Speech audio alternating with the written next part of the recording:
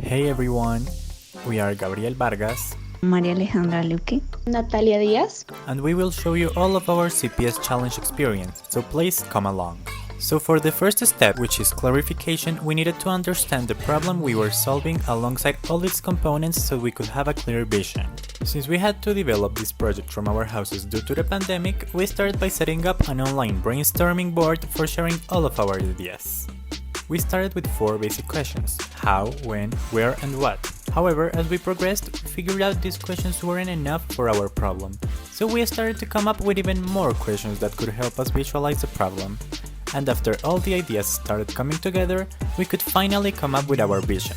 Provide students with an apartment that can provide them all their needs in a practical way by optimizing spaces using different gadgets. For organizing what we were going to do, we did a storyboard in which, by showing the steps of our CPS process, we planned how we were going to get from the main problem to the achievement of our vision.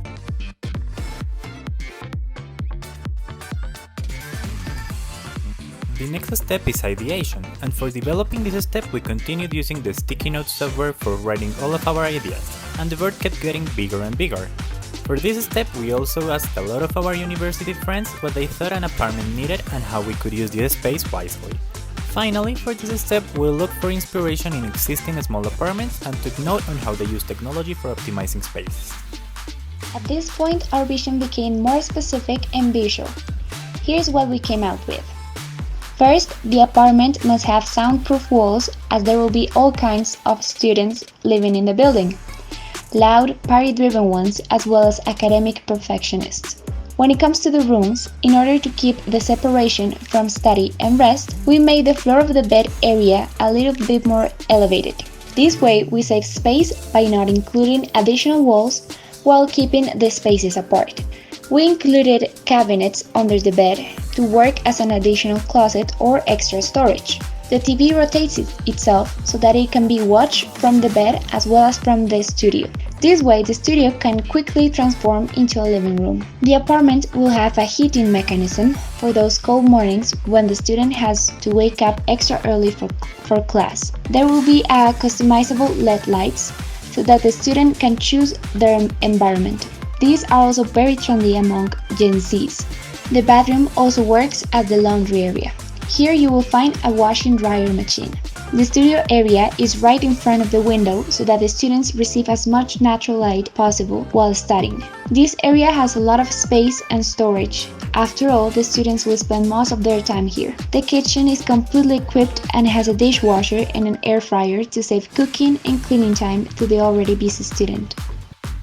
And after all those ideas, we started working on the apartment model.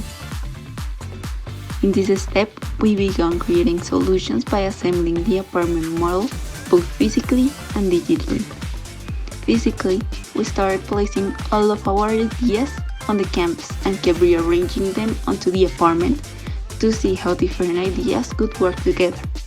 And after finding the best match for the ideal apartment, with all of the main characteristics, we did a digital model of how the fully furnished space would look like and did a virtual tour so we could show other university students the final distribution and get their intake.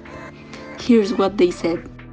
The apartment at Giselle is pretty complete. I really like it and I wish I could live in it because it looks cozy and it fits my lifestyle.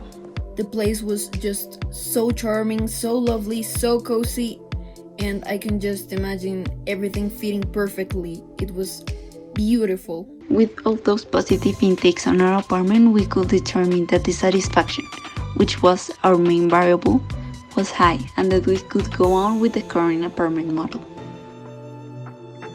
And we have arrived at the last stage, implementation, which is divided in 3 stages: short, medium, and long term.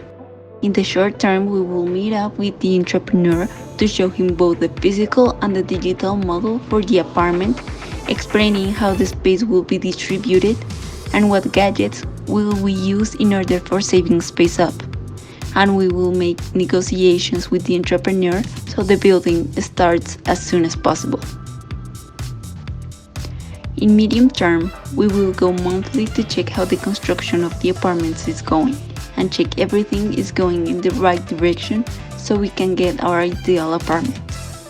In long term, when the apartments are built, we will offer university students those virtual tours of what could become their apartments and sell the idea to them, so they become interested and belonging to our apartment complex.